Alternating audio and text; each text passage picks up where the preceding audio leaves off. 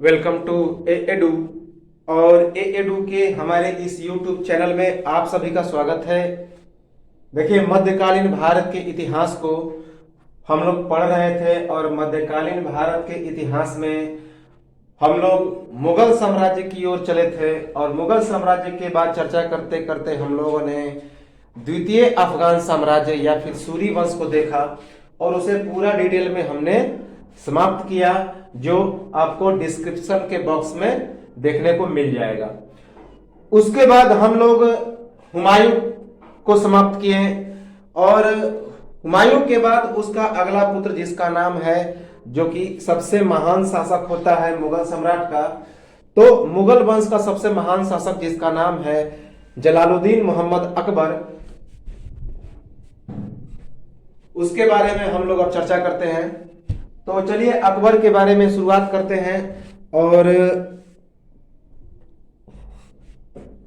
आज उसके परिचय को हम लोग देखेंगे। तो सबसे पहले अकबर का जो शासनकाल था वह 14 फरवरी 1556 ईस्वी से 27 अक्टूबर 1605 ईस्वी तक।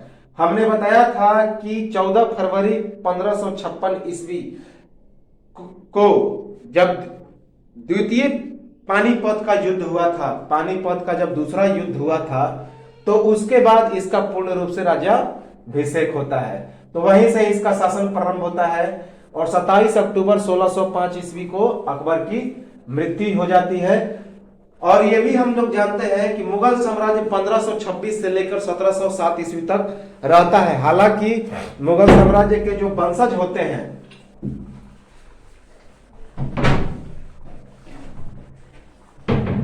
मुगल साम्राज्य के जो वंशज होते हैं वे 1707 यानी कि औरंगजेब की मृत्यु के बाद भी होते हैं। तो इसे याद रखेंगे कि मुगल साम्राज्य के वंशज 1707 ईस्वी के बाद भी होते हैं। तो सबसे पहले हम लोग समझें कि अकबर के परिचय के बारे में। तो अकबर जो था उसका जन्म 15 अक्टूबर 1542 ईस्वी को पाकिस्तान के सिंध के अमरकोट के राजा बीरसाल के महल में हुआ था। चूंकि यहीं पर हुमायूं का हमीदा बानो के साथ शरण हुआ था। आपको याद होगा कि जब हुमायूं को शेर शाह सूरी 1555 ईस्वी में पराजित 1540 ईस्वी में पराजित करता है बिलग्राम के युद्ध में, तो वह चला जाता है सिंध और वहीं पर निर्वासित जीवन बिताता है। तो उसी निर्वासित जीवन बिताने के दौरान हुमायूं की पत्नी हमीदा बानो के गर्भ से अकबर का जन्म होता है। तो 1542 ईस्वी को अकबर का जब जन्म होता है तो उस वक्त हुमायूं राजा बीरसाल के दरबार में रहता है, उसका मित्र होता है बीरसाल। तो 15 अक्टूबर 1542 ईस्वी को पाकिस्तान के सिंध के अमरकोट के राजा बीरसाल के महल में अकबर का जन्म होता है। यहीं पर हुमायूं का हमीदा बानो बेगम के साथ शरण होता है। तो 1542 ईस्वी में हुमायूं अपने निर्वासित जीवन के दौरान पाकिस्तान के सिंध के अमरकोट के राजा बीरसाल के यहाँ रुका हुआ रहता है अपने बेगम हमीदा बानो के साथ। तो वहीं पे इसका जन्म होता है अकबर का 15 अक्टूबर 1542 ईस्वी को। डेट याद रखेंगे। अकबर के पिता का नाम हुमायूं था, अभी हमने बता दिया, और माता का नाम था हमीदा बानो बेगम। तो अकबर के पिता हुमायूं और माता का नाम हमीदा बानो बेगम। दादा बाबर, चूंकि बाबर का पुत्र था हुमायूं और हुमायूं का पुत्र था अकबर, तो अकबर का दादा कौन हो गया? हुमायूं, बाबर। इसका मतलब है कि बाबर का पौत्र था अकबर, याद रखेंगे। हुमायूं के स्वप्न में एक बार सुनाई दिया जलाल उद्दीन ने जन्म लिया है, इसलिए जलालुद्दीन मोहम्मद अकबर नाम रखा।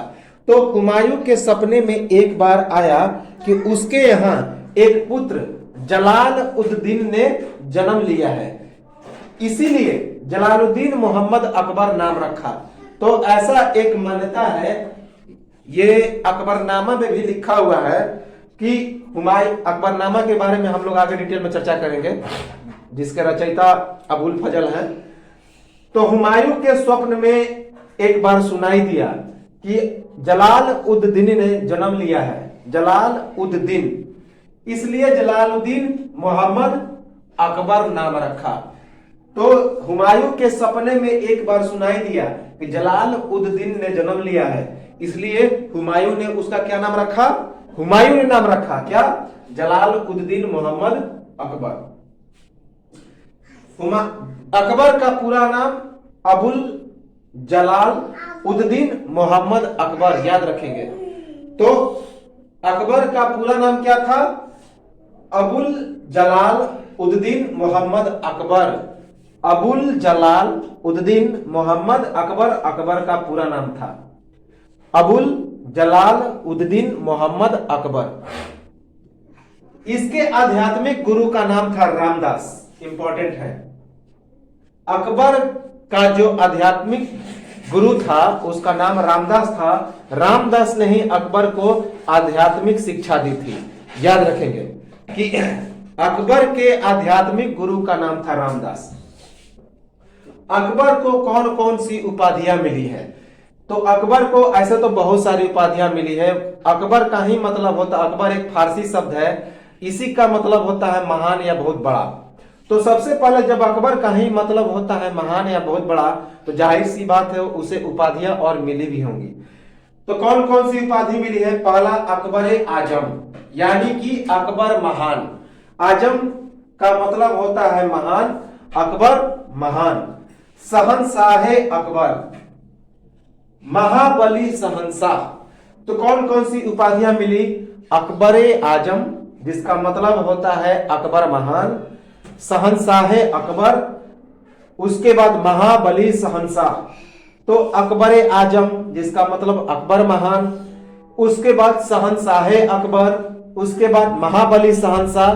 तो ये सारी उपाधियां मिली अकबर को। पूर्णिमा के दिन जन्म होने के कारण बदरुद्दीन मोहम्मद अकबर हमीदा बानो बेगम के द्वारा रखा गया, क्योंकि बद्र का मतलब होता है पूर्ण चंद्रमा और अकबर नाना शेख अली अकबर जामी से लिया गया।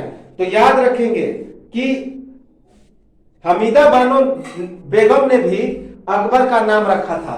तो पूर्णिमा के दिन जन्म हुआ था अकबर का, और इसी कारण उसका नाम रखा गया बदरुद्दीन मोहम्मद अकबर। यह नाम रखा गया था हुमायूं की बेगम यानी पत्नी हमीदा बानो बेगम के द्वारा, क्योंकि बद्र का मतलब होता है पूर्ण चंद्रमा, क्योंकि अकबर का जन्म कब हुआ, पूर्णिमा के दिन, और उसके नाना का नाम था शेख अली अकबर जामी।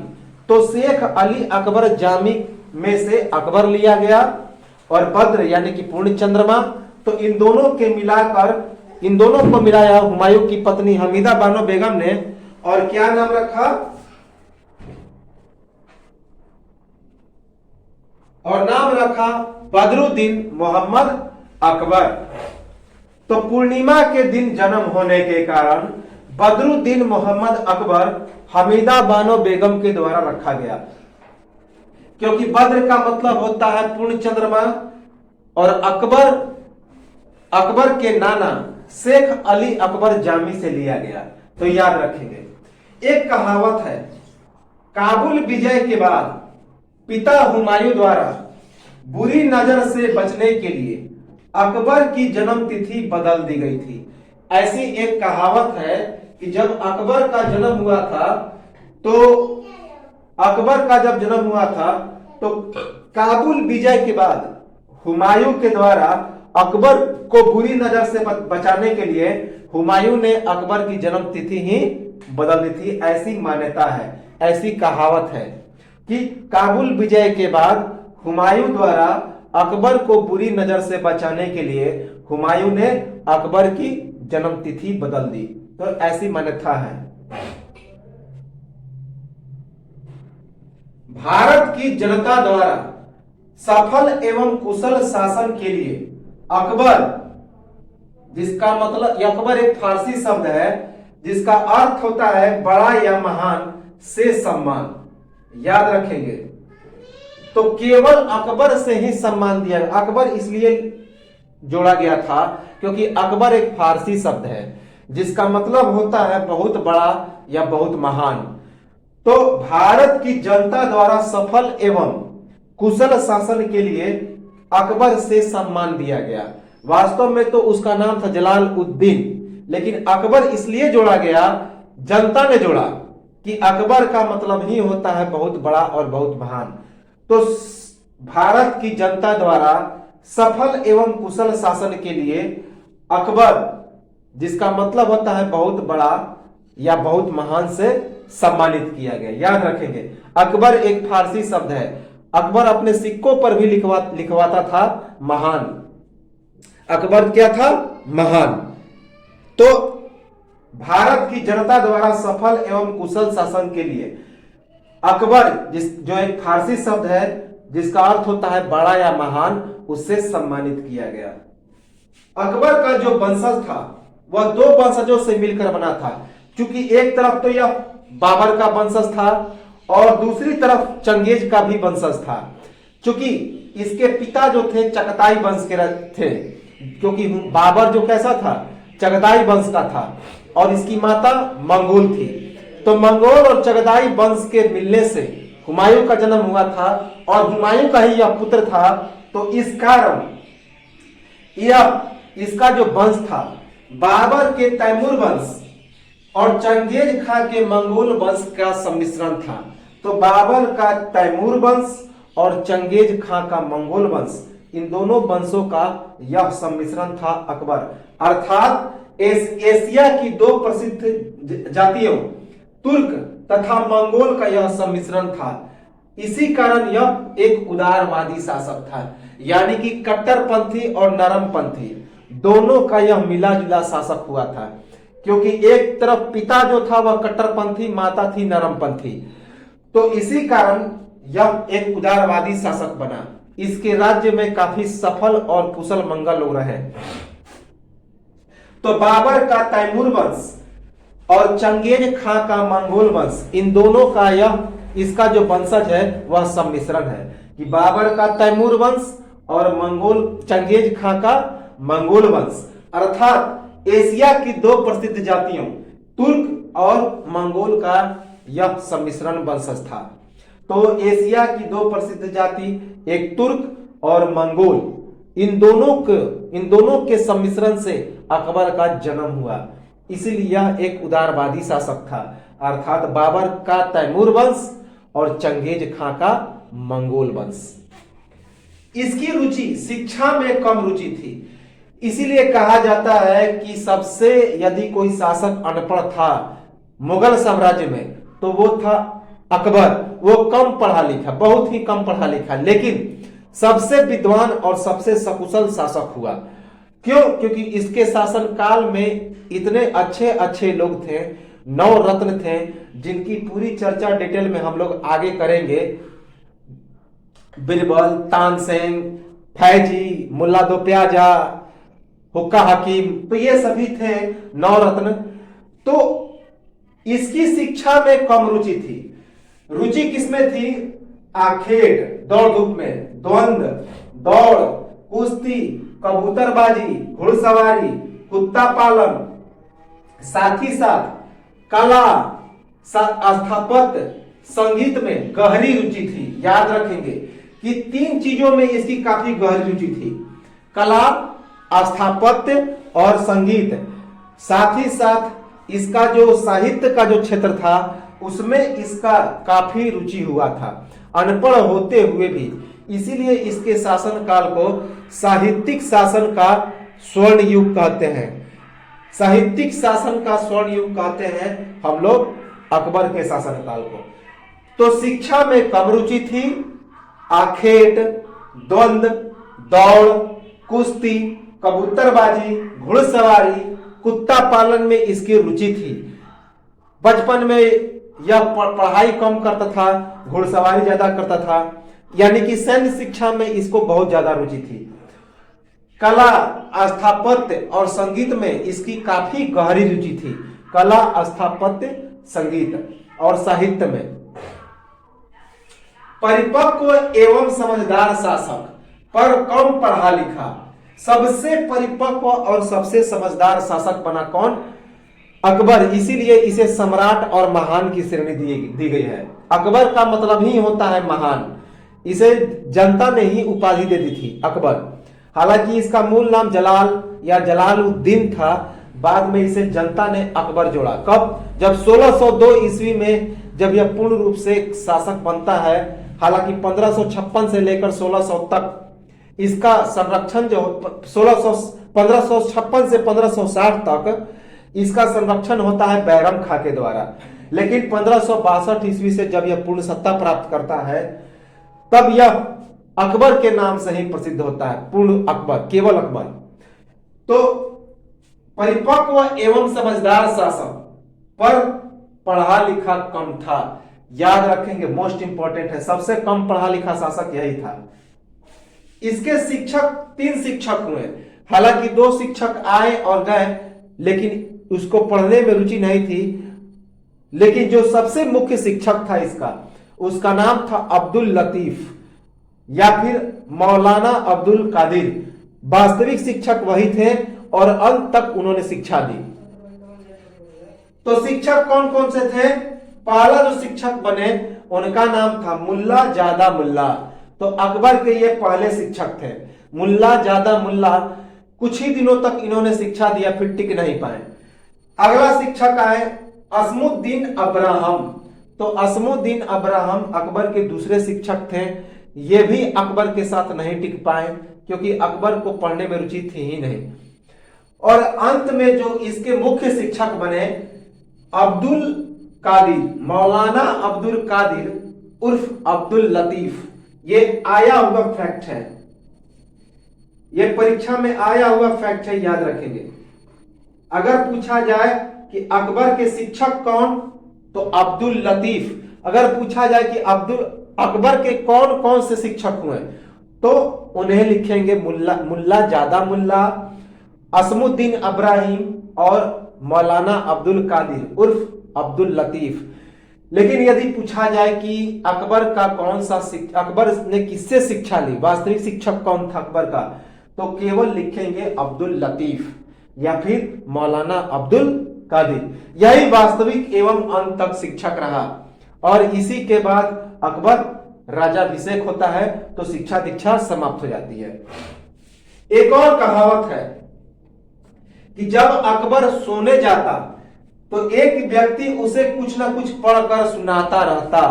कि अकबर जो था जब सोने जाता था तो एक व्यक्ति उसे कुछ ना कुछ पढ़कर सुनाता रहता था। तो ऐसी मान्यता है और उसी को पढ़ पढ़ के वह शिक्षा ग्रहण करता।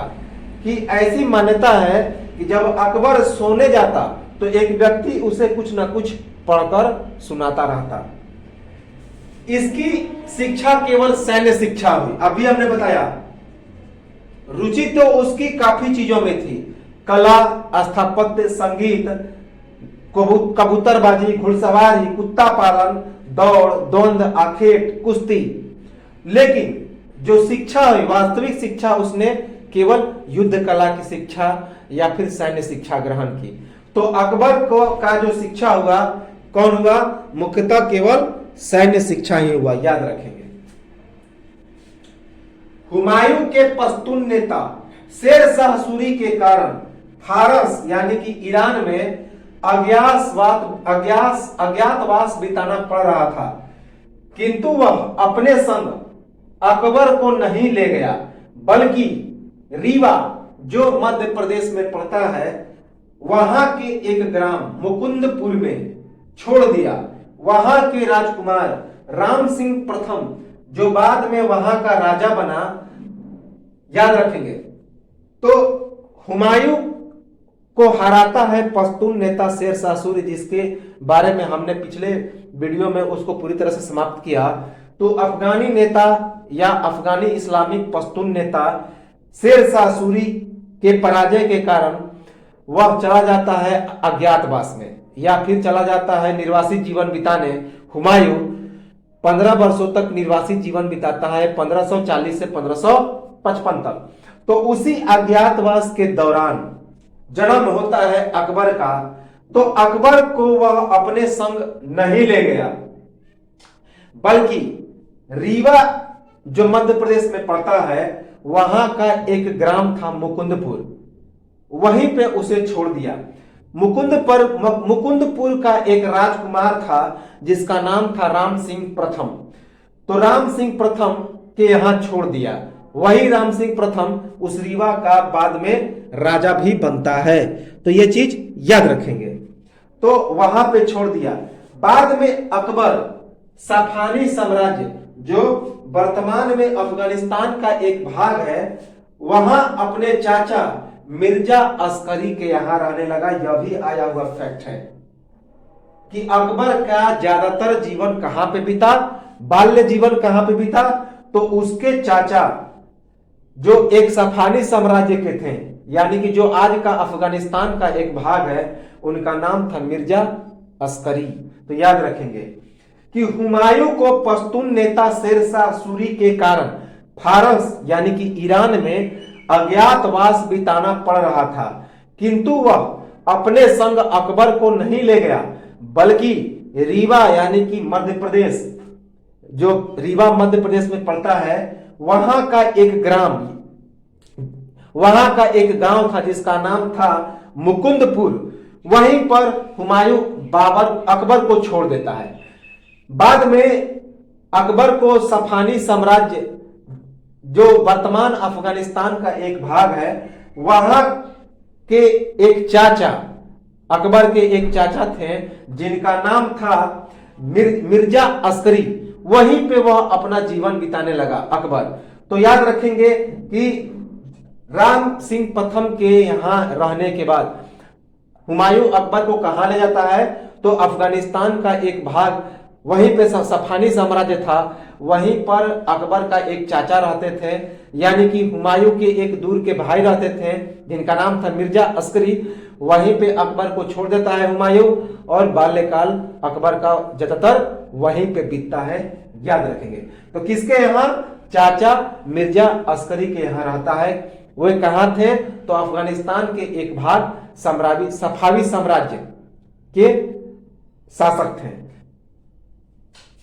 इसका राज्याभिषेक 14 फरवरी 1556 ईस्वी को हुआ था।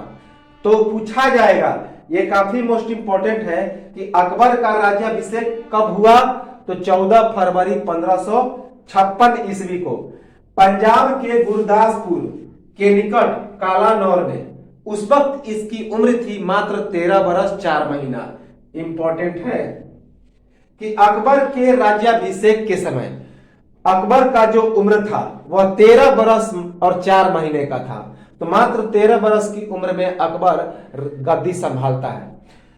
तो 14 फरवरी 1556 ईस्वी को पंजाब के गुरदासपुर के निकट कालानौर में 13 बरस 4 माह की उम्र में अकबर का राज्याभिषेक होता है। और इसका राज्याभिषेक ईंट के सिंहासन पर होता है। यह भी इंपॉर्टेंट है कि अकबर का राज्याभिषेक ईंट के सिंहासन पर होता है, और यह उस वक्त सुनहरे वस्त्र तथा गहरे रंग की पगड़ी में नवनिर्मित मंच पर राज्याभिषेक करवाता है। तो अकबर का जो राज्याभिषेक होता है 14 फरवरी 1556 ईस्वी को पंजाब के गुरदासपुर के निकट कालानौर में होता है, और इस वक्त उसकी उम्र थी 13 बरस 4 महीना। तो 13 बरस 4 महीना के उम्र में अकबर का राज्याभिषेक पंजाब के गुरदासपुर के निकट कालानौर में होता है, और इसका जो राज्याभिषेक होता है ईंट के सिंहासन पर होता है। और इस वक्त राज्याभिषेक के समय अकबर कैसा कपड़ा पहना था? तो सुनहरा वस्त्र तथा गहरे रंग की पगड़ी में था, और इसका जो मंच था नवनिर्मित था, मतलब तुरंत नया नया निर्माण हुआ था। याद रखेंगे। राज्याभिषेक के समय उसे कौन सी उपाधि मिली? यानी कि किस उपाधि के साथ अकबर ने राज्याभिषेक किया? तो याद रखेंगे, जलालुद्दीन मोहम्मद अकबर बादशाही गाजी, इंपॉर्टेंट है। तो अकबर ने राज्याभिषेक के समय जो उपाधि ग्रहण की वह उपाधि था जलालुद्दीन मोहम्मद अकबर बादशाही गाजी। जलालुद्दीन मोहम्मद अकबर बादशाही गाजी उपाधि के साथ अकबर ने अपना राज्याभिषेक कराया और राज्याभिषेक के बाद फारसी भाषा में उसे शहंशाह पुकारा गया। इसीलिए उसे कहा, आज भी हम फिल्मों में देखेंगे अकबर में कई फिल्म, तो शहंशाह अकबर, जब कई फिल्मों में जैसे कि जोधा अकबर में हम लोग देखेंगे, तो जब अकबर का राज्याभिषेक होता है तो वहां की जनता उसे सबसे पहले शहंशाह पुकारते हैं और जब राज्याभिषेक के समय उसे तेजी से बुलाया जाता है, जलालुद्दीन मोहम्मद अकबर बादशाही गाजी पधार रहे हैं। तो राज्याभिषेक के समय अकबर ने कौन सी उपाधि ग्रहण की? जलालुद्दीन मोहम्मद अकबर बादशाही गाजी। जलालुद्दीन मोहम्मद अकबर बादशाही गाजी की उपाधि के साथ अकबर ने अपना राज्याभिषेक कराया और राज्याभिषेक के बाद फारसी भाषा में अकबर को शहंशाह पुकारा गया, क्योंकि इसका मतलब होता है महान। राज्याभिषेक के समय संरक्षक, तो राज्याभिषेक चूंकि अकबर का अल्पायु था, मात्र 13 वर्ष 4 महीना में ही वह शासक बना, तो इसी कारण उसे अनुभव कम था शासन का, तो उसका संरक्षक बना उसका वजीर यानी कि प्रधानमंत्री, जिसका नाम था बैरम खां। काफी इंपॉर्टेंट है कि अकबर का जो संरक्षक बना, किसके संरक्षण में राज्याभिषेक हुआ अकबर का? तो बैरम खां। 1556 ईस्वी से 1560 ईस्वी तक अकबर बैरम खां के संरक्षण में रहता है। बैरम खां अकबर का एक वजीर था यानी कि प्रधानमंत्री था। इसके कई नाम थे, जैसे कि सिया नितावलंबी। तो जो बैरम खां था उसे सिया नितावलंबी के नाम से भी संबोधित किया जाता था। सिया नितावलंबी। यह कहां का निवासी था? तो बदख्शा का निवासी था, याद रखेंगे। जो बैरम खां था वह बदख्शा का निवासी था और इसे हुमायूं के द्वारा खान बाबा की उपाधि दी गई थी। हुमायूं के द्वारा बैरम खां को खान बाबा की उपाधि दी गई थी, जबकि अकबर ने बैरम खां को खाने खाना की उपाधि दी। तो अकबर ने बैरम खान को किस चीज की उपाधि दी? तो खान ए खाना। लेकिन प्यार से इसे क्या कहा जाता था? खानी बाबा। तो प्यार से बैरम खां को खानी बाबा कहा जाता था। तो राज्याभिषेक के समय बैरम खां अकबर का संरक्षक बना। 4 वर्षों तक अकबर का संरक्षक रहता है बैरम खां, 1556 ईस्वी से 1560 ईस्वी तक। बैरम खां अकबर का एक महत्वपूर्ण वजीर था यानी कि प्रधानमंत्री था। इसका क्या नाम था? एक और नाम था सिया नितावलंबी। तो बैरम खां का एक और नाम था सिया नितावलंबी। यह कहां का निवासी था बैरम खां? तो बदख्शा का निवासी था, याद रखेंगे, बदख्शा। तो बदख्शा का निवासी था बैरम खां। इसे खान बाबा की उपाधि मिली थी हुमायूं के द्वारा। हुमायूं के द्वारा बैरम खां को खान बाबा की उपाधि मिली थी, जबकि अकबर ने खान ए खाना की उपाधि दी। याद रखेंगे, अकबर ने किस चीज की उपाधि दी? तो खाने खाना ने। लेकिन प्यार से लोग बैरम खां को खानी बाबा कहते थे। तो प्यार से बैरम खां को क्या कहा जाता था? खानी बाबा। अकबर का वास्तविक जो शासन था तो वह था 1562 से 1605 ईस्वी तक। तो यही अकबर का वास्तविक शासन था, जब अकबर बिना संरक्षण में शासन करता है 1562 से 1605 ईस्वी तक अकबर का वास्तविक शासन होता है। इसके कौन कौन से पुत्र थे? तो इसके 3 पुत्र और 3 पुत्रियां थी, जहांगीर, मुराद मिर्जा और दानियाल मिर्जा। ये इसके पुत्र थे, याद रखेंगे। जहांगीर, मुराद मिर्जा और दानियाल मिर्जा अकबर के पुत्र थे, जबकि आराम बानू बेगम शुक्र उन निसा बेगम और मेहरू निसा, इसके 3 पुत्रियां थी। तो 3 पुत्रियां आराम बानू बेगम, शुक्र उन निसा बेगम और मेहरू निसा अकबर की पुत्रियां थी, जबकि जहांगीर, मुराद मिर्जा और दानियाल मिर्जा ये अकबर के पुत्र थे। तो अकबर के 3 पुत्र जहांगीर, मुराद मिर्जा और दानियाल मिर्जा, जबकि पुत्रियां आराम बानू बेगम, शुक्र उन निसा बेगम और मेहरू निसा। याद रखेंगे 1562 ईस्वी में अकबर का विवाह होता है। किसके साथ? राजपूत वंश के राजा टोडरमल की पुत्री हरखाबाई, जो विवाह के बाद जोधाबाई बनी और उसके बाद फिर मरियम उज जमानी के नाम से प्रसिद्ध हुई। याद रखेंगे क्योंकि अकबर कहा जाता है कि अकबर सभी धर्मों को एक समान देखता था, तो उसने हिंदू धर्म को खास करके सबसे ज्यादा प्रश्रय दिया। उसके शासन में हिंदुओं की संख्या ज्यादा थी। तो उसकी जो पत्नी थी वह हरखाबाई, जो कि राजा टोडरमल एक राजपूत वंश का राजा था, उसकी पुत्री से हुई और उसने हिंदू पद्धति के अनुसार ही विवाह किया और हरखाबाई को कभी भी अपने हिंदू परंपरा को मानने से नहीं रोका।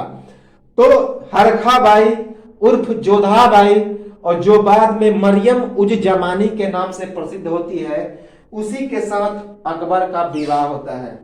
और अकबर का एक और विवाह लीमा सुल्तान बेगम से होता है। याद रखेंगे तो अकबर की 2 पत्नियां, एक का नाम था हरखाबाई जो राजा टोडरमल की पुत्री थी।